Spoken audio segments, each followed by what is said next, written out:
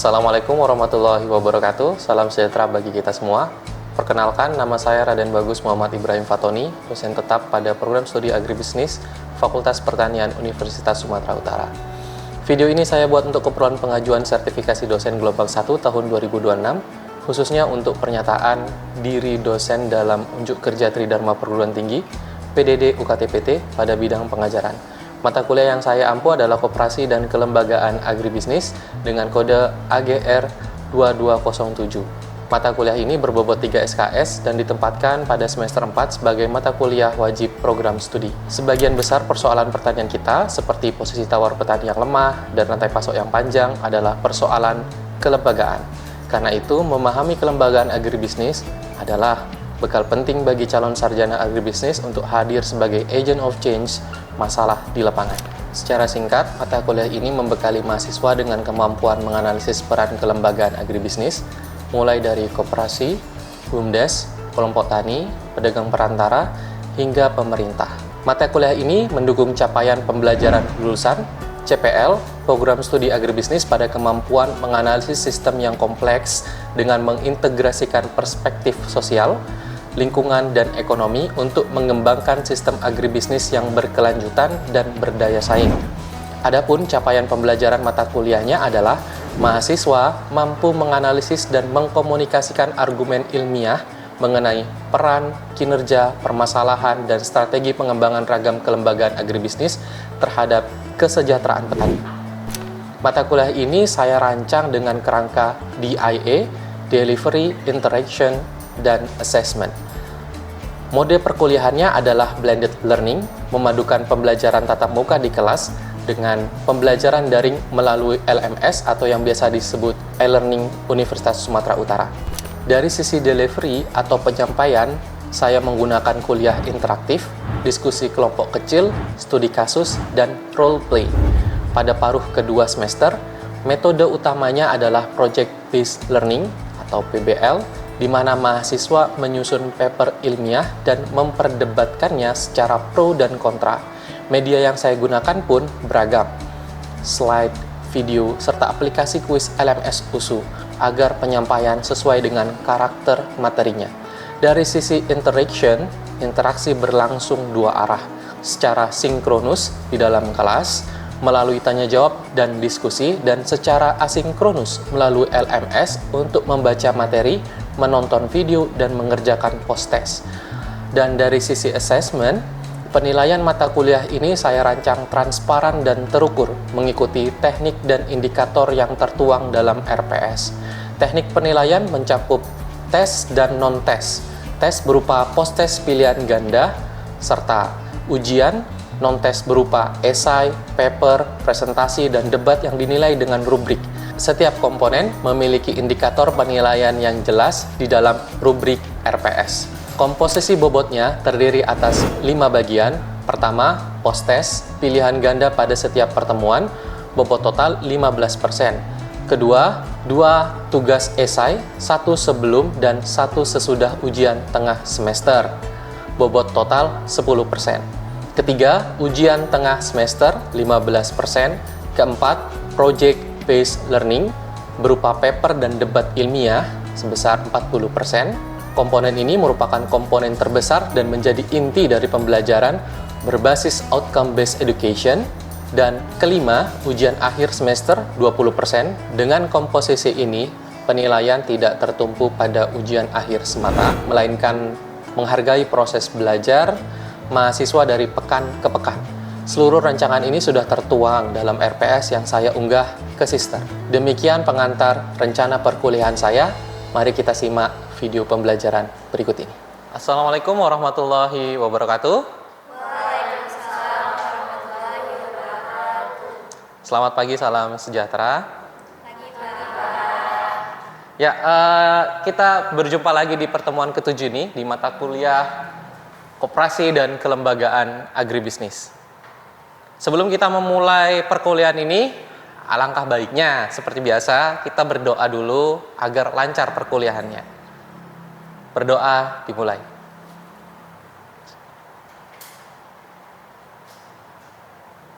Berdoa selesai. Baik, masih ingat nggak materi yang pertemuan ke-6? Kalau nggak salah di situ ada pembahasan mengenai perbedaan koperasi dan PT atau perseroan terbatas. Nah, saya pengen tahu nih, masih ingat nggak kalian dengan materi sebelumnya? Kira-kira apa perbedaannya koperasi dan PT? Boleh unjuk tangan? Silakan, Zidan. Baik Pak, pemahaman saya mengenai perbedaan koperasi dan PT. Koperasi itu berfokus pada kesejahteraan anggota, yang dimana pemilik dan penerima itu adalah anggota koperasi itu sendiri. Sedangkan PT itu fokusnya adalah memaksimalkan laba semaksimal-maksimalnya dengan saham sebagai pembagian modal, dividen. Ya, bagus sekali. Betul yang disampaikan oleh Zidan bahwa koperasi fokusnya adalah kesejahteraan masyarakat, kesejahteraan anggotanya terutama ya. Nah, perbedaannya dengan PT fokus untuk memperoleh keuntungan sebesar-besarnya untuk yang punya perusahaan atau yang memiliki saham di perusahaan tersebut. Saya rasa dengan jawaban yang lengkap ini kalian semua udah paham terkait materi yang sebelumnya. Kita bisa masuk ke materi yang selanjutnya, yaitu pendirian koperasi. Sebelum masuk ke materi ini, silahkan absensi dulu. Baik, silahkan absensi pada barcode ini, nanti kalian akan terhubung dalam kelas USU. Saya tidak bosan-bosannya mengingatkan lagi kepada kalian, selalu cek LMS USU atau yang kita sering sampaikan itu e-learning USU. Di situ ada banyak informasi sekali terkait mata kuliah kita. Di situ ada RPS-nya, ada referensi yang dipakai. Silahkan kalian buka dan pelajari di rumah. Nah, untuk pertemuan kita pada kesempatan kali ini, saya akan fokus pada capaian mata kuliah, yaitu mampu menganalisis tata cara pendirian koperasi, seperti yang sudah direncanakan dalam RPS ini sendiri. Sudah siap? Nah, pada kesempatan kali ini, kita akan membahas beberapa konten utama. Yang pertama, pengertian koperasi. Ini seperti membahas yang lalu.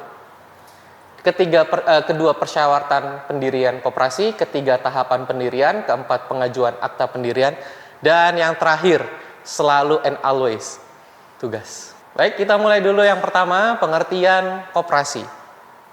Kalau kalian cari di Google, kalian cari di AI, pengertian koperasi itu banyak banget. Ada ribuan orang yang mengatakan koperasi adalah. Tetapi garis besarnya ada 3 hal ini. Badan usaha, prinsip koperasi, dan azas kekeluargaan. Saya masuk ke badan usaha. Nah, fokus kepada badan usaha ini berarti koperasi itu berbadan usaha hukum. Dia punya kekuatan hukum. Terkadang ada badan usaha yang tidak punya kekuatan hukum. Seperti misalnya, kalian tiba-tiba kalau puasa mau berbuka, jualan kan, danus ya biasanya ya, bahasanya ya danus. Nah, danus itu kan tiba-tiba buka usaha, dapat duit dan lain sebagainya. Kalau ditanya apakah itu berbadan usaha hukum, dia tidak, tapi dia melakukan usaha, tapi tidak berbadan hukum. Kira-kira seperti itu. Kalau koperasi berbadan hukum karena dia ada peraturan-peraturan yang menaungi secara resmi koperasi. Untuk di Indonesia ya, kalau di luar negeri saya belum dengar, belum tahu. Nah, yang kedua ada prinsip koperasi. Ini terkait dengan pertemuan sebelumnya. Saya tidak akan membahas secara detail, tapi saya akan bertanya, masih ingat nggak prinsip koperasi itu apa? Siapa? Boleh? Silakan. Jadi Pak, prinsip dari koperasi Segira itu yang pertama keanggotaannya itu bersifat sukarela dan kebancinya kesaksian. Kemudian yang kedua itu dia setiap anggota itu memiliki hak suara yang sama keseluruhannya. Terus yang ketiga itu ada pembagian sisa hasil usaha atau SHU, itu berdasarkan dari misalnya kontribusi dari anggota terhadap koperasi. Terus yang keempat itu ada imbalan ataupun bunga yang diberikan pada modal itu terbatas. Dan yang terakhir itu ada kemandirian, Pak. Ya, terima kasih sekali Bagus, jawabannya lengkap ya. Dan yang terakhir, asas kekeluargaan. Ya, saya tidak perlu membahasnya jauh lebih detail. Kita tahu arti kata kekeluargaan yang kental dengan Indonesia. Selanjutnya kita akan masuk ke dalam hal yang inti, yaitu persyaratan pendirian koperasi. Nah, unik nih pendirian koperasi. Dulu mendirikan koperasi itu syaratnya 20 orang minimal. Sekarang syarat itu diperingkas menjadi 9 orang untuk koperasi primer. Nah, ini adalah beberapa persyaratan akta pendirian. Yang pertama yaitu minut akta pendirian koperasi atau akta pendirian, yang biasanya dibuat melalui rapat pendirian, rapat anggota pertama, yang dihadiri oleh kadang ada dinas dari koperasi, kadang ada kepala desanya, pemuka-pemuka adatnya kalau di Sumatera.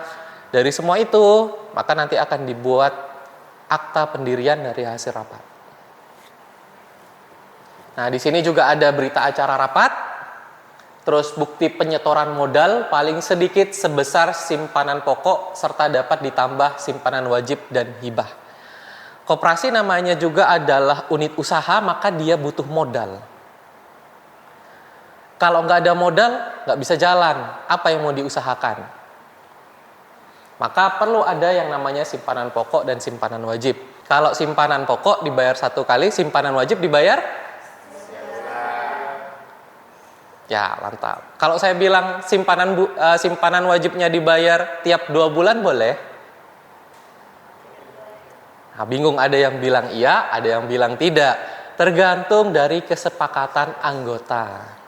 Rata-ratanya memang biasanya memang tiap bulan, tapi tergantung dengan kesepakatan anggota. Dan kalau misalnya ada anggota yang kelebihan uang nih, dan dia sangat concern dengan koperasi, maka dia bisa menyumbangkan pendanaan tersebut, investasi tersebut ke dalam simpanan sukarela. Besarnya simpanan sukarela sebesar apa? Ya, nama juga simpanan sukarela, maka besarannya sukarela. Kira-kira seperti itu. Baru yang terakhir adalah rencana kerja koperasi. Setiap usaha, setiap instansi itu wajib ada rencana kerjanya. Mau kemana koperasi ini dibuat? Apa kegiatannya? Nah, untuk koperasi sekunder harus ditambah dengan beberapa dokumen ini.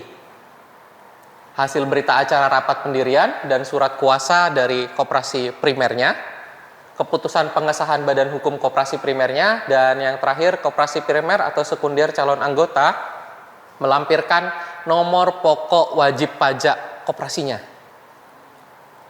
Nah, ini tadi saya ngomong tentang koperasi primer dan koperasi sekunder. Ingat nggak bedanya apa? Ada yang mau? Silakan, di belakang. Ya Kak, kalau koperasi primer itu dibentuk 9 orang, tapi kalau koperasi sekunder itu dibentuknya melalui dia koperasi primer. Terima kasih, bagus sekali jawabannya. Kalau koperasi primer dibentuk oleh orang. Kalau koperasi sekunder itu dibentuk oleh koperasi primer. Ya, di sini saya buat rencana kerja paling sedikit 3 tahun. Tapi kalau mau dibuat 10 tahun, mau dibuat 15 tahun, it's okay. Tapi paling sedikit 3 tahun. Nah, di sini juga harus ini khusus untuk unit usaha simpan pinjam ya. Jadi koperasi kan ada yang koperasi pertanian, koperasi peternakan, tapi ada juga koperasi yang simpan pinjam. Khusus untuk meminjamkan dan menyimpan. Ya mirip-mirip kayak bank kecil lah ya. Bank kecil. Nah, untuk koperasi simpan pinjam ini ada persyaratan-persyaratan tambahan. Pertama, rencana kerja paling sedikit 3 tahun. Gak boleh kurang dari 3 tahun. Kalau koperasi biasa, it's okay. Kalau dan harus ada administrasi dan pembukuan. Wajib berapa uang yang disimpan, berapa uang yang dipinjamkan, kapan dia harus menagih, dan lain sebagainya. Dan harus ada nama serta riwayat hidup calon pengelola dan daftar sarana kerjanya apa aja. Wajib. Kenapa sih kira-kira nama dan riwayat hidup calon pengelola untuk unit usaha simpan pinjam itu harus ada? Misal, ada calon anggota yang dia pernah melakukan tindak pidana. Boleh nggak dia jadi pengurus koperasi? Secara yuridiksi tidak boleh. Makanya di sini perlu dimasukkan nama dan riwayat. Ya, misal kalian adalah anggota koperasi gitu kan, mempercayakan uang yang kalian simpan kepada orang yang pernah menggelapkan uang. Ya kira-kira seperti itu. Masuk ke tahap ketiga, yaitu tahapan pendirian. Nah, ini adalah tahapan pendiriannya. Jadi yang pertama, seperti yang sudah saya jelaskan sebelumnya, harus rapat anggota dulu. Di mana rapat anggota itu ada 9 orang minimal. Dan dihadiri oleh orang dinasnya, kadang ada notarisnya juga, dan biasanya dihadiri oleh kepala desanya karena koperasi desa, atau juga dihadiri oleh pemuka-pemuka adat yang ada di sana untuk mengesahkan dan menguatkan proses perjalanannya rapat ini. Dari rapat, di sini kalau koperasi 9 orang, kalau sekunder 3 koperasi, jenis koperasinya ada macam-macam seperti yang sudah dibahas sebelumnya, ada produsen, konsumen, pemasaran, jasa, simpan pinjam, dan lain sebagainya sesuai dengan kebutuhan koperasi.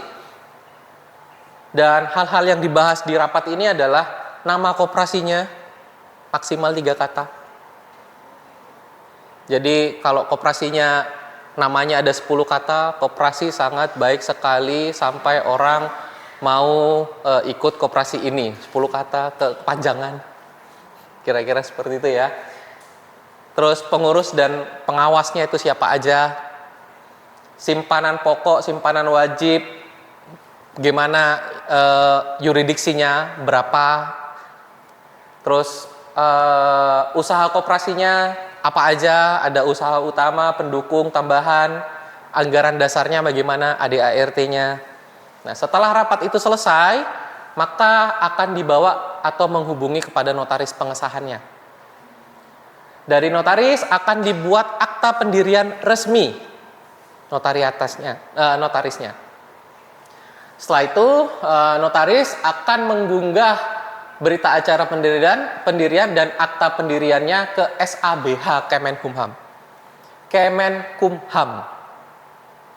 Ini yang bisa buka SABH ini hanya notaris. Jadi kepala desa nggak bisa buka, kita sebagai anggota nggak bisa buka.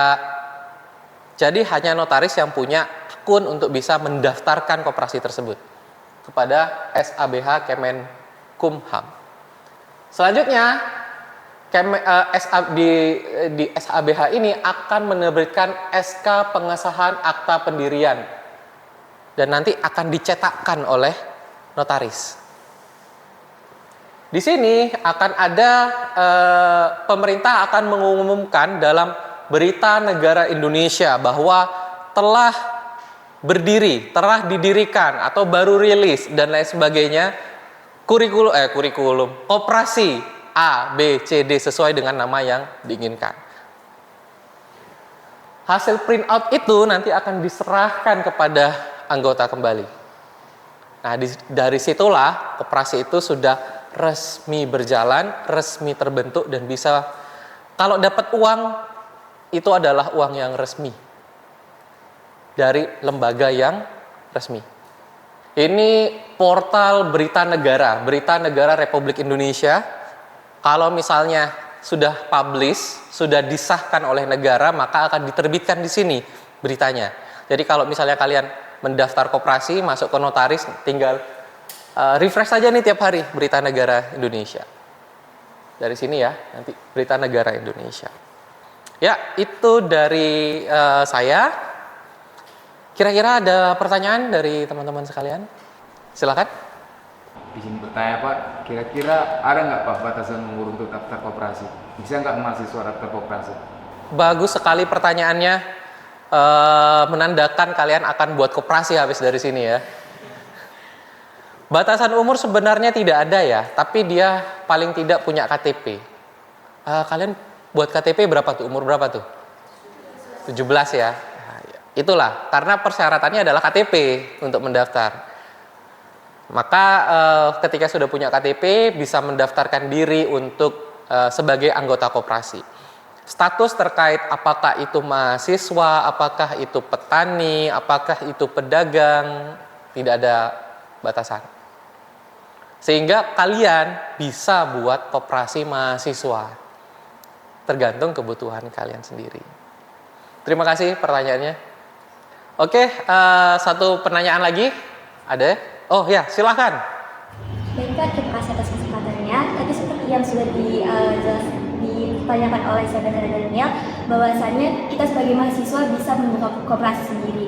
Nah, saya ingin bertanya, apakah bagaimana sih cara kita untuk memilih pengurus dan pengawas agar tata kelola dari koperasi itu bisa berjalan dengan baik dan lancar? Terima kasih pertanyaannya. Memilih pengurus dan pengawas,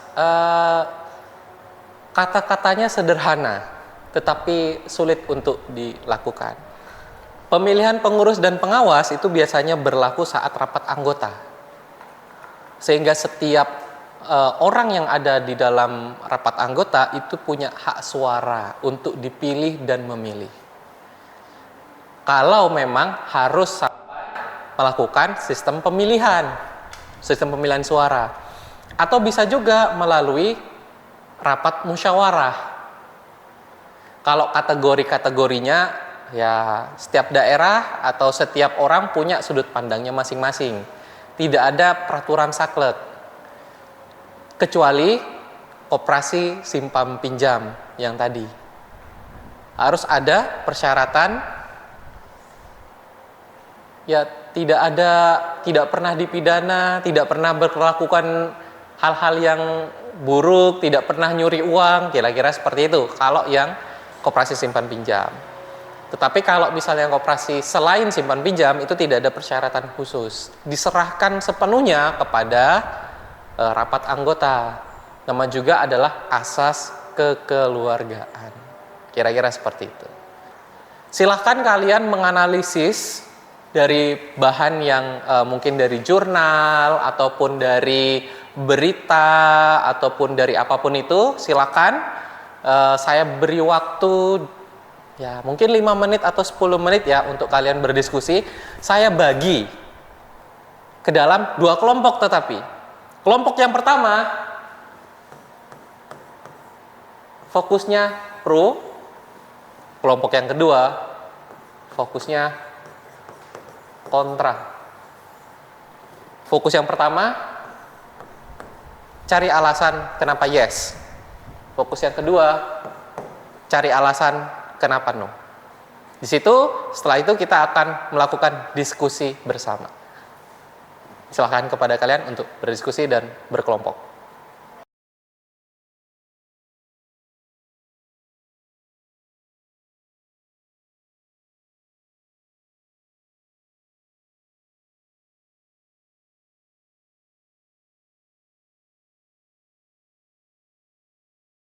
Bagaimana tugas-tugasnya? Bisa? Untuk mengkombinasikan yang pro? Ya. Pakai buku apa yang dipakai? Oh, dari jurnal. Siap. Waktu tinggal 5 menit lagi ya. Oke. Bagaimana yang kontra? Sudah selesai? Sedikit lagi. Ada kesulitan? Ya. Kalian boleh nanti mengambil beberapa kasus-kasus yang ada di lapang ya. Baik. Waktunya tinggal 5 menit lagi ya. Oke, waktu sudah habis. Bagaimana? Pro dan kontra sudah selesai? Sudah, Pak. Oke, untuk yang pertama kita berikan kesempatan dulu kepada tim pro untuk menyampaikan pendapatnya. Silakan. Koperasi juga menyediakan sarana dengan harga yang terjangkau, sehingga mempermudah akses modal petani untuk koperasi, khususnya koperasi simpan pinjam. Sehingga dengan adanya koperasi dapat meningkatkan kesejahteraan dan pendapatan. Sekian hasil diskusi kami. Terima kasih. Terima kasih dari tim pro sudah menyampaikan pendapatnya terkait koperasi. Boleh tadi pensilnya? Oke, terima kasih. Selanjutnya tim kontra untuk menyampaikan hasil risetnya dan pendapatnya. Silakan. Baiklah, kami dari tim kontra, memang secara konsep itu kan koperasi itu memang dibentuk untuk mensejahterakan anggotanya. Tapi kalau kita bicara tentang lapangan, itu banyak praktiknya yang gagal. Jadi koperasi itu masih belum mampu itu untuk mensejahterakan anggota secara signifikan. Di beberapa tempat itu koperasi masih memiliki tata kelola yang buruk, terus rendahnya kompetensi pengurus. Itu maksudnya itu pengurusnya itu tidak dipilih secara RAT, rapat anggota tahunan, tapi ditunjuk oleh atasan gitu kan. Terus lemahnya pengawasan seperti transparansi keuangan. Terus banyak juga minimnya partisipasi anggota. Biasanya itu karena anggota itu hanya peroleh pinjaman, bukan ada kayak subsidi atau apapun itu kan. Sehingga banyak yang gagal bayar ataupun banyak anggota yang melarikan uang anggota. Kalau misalnya kami ini dapat dari konferensi pers tahun 2025 oleh Menteri Koperasi yaitu Budi Ari Setiabudi, itu ada contoh-contoh besar ya koperasi yang korupsi itu seperti KSP Indosuria Cipta itu sebesar 13,8 triliun, KSP Sejahtera Bersama itu sekitar 8,6 triliun, KSP Inti Dana itu sekitar 930 miliar, KSP Prasiko Inti Sejahtera itu 763 miliar, dan juga Koperasi 5 Garuda itu 570 miliar. Jadi banyak contoh-contoh besar koperasi itu tidak mampu mensejahterakan anggota itu secara signifikan. Walaupun memang koperasi itu yang kita tahu mensejahterakan anggota, tapi fakta di lapangan itu banyak tidak sesuai dengan apa yang secara konsep koperasi. Terima kasih.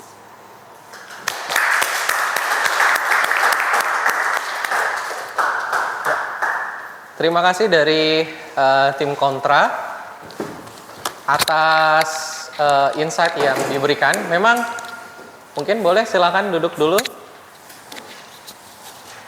Baik. Ya. Secara gambaran besar kita sudah punya gambaran terkait pro dan gambaran terkait kontra yang ada di lapangan.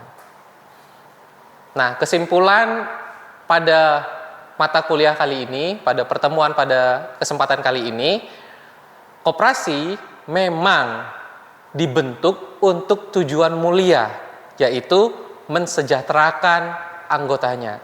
Tetapi terkadang pengelolanya mampu untuk bertindak tidak sejalan dengan tujuan koperasi itu sendiri. Sehingga perlu ada bidang pengawasan yang kuat dan integritas dari pengurusnya. Sekian dari saya. Assalamualaikum warahmatullahi wabarakatuh. Sampai jumpa di pertemuan mendatang. Demikian video pembelajaran saya pada mata kuliah Koperasi dan Kelembagaan Agribisnis di program studi Agribisnis Fakultas Pertanian Universitas Sumatera Utara. Saya berupaya menghadirkan pembelajaran yang aktif, kontekstual, dan berpusat pada mahasiswa, sejalan dengan prinsip outcome-based education, agar mahasiswa tidak hanya memahami teori kelembagaan, tetapi juga mampu menerapkannya untuk menjawab persoalan nyata di sektor pertanian. Saya ucapkan terima kasih. Wassalamualaikum warahmatullahi wabarakatuh.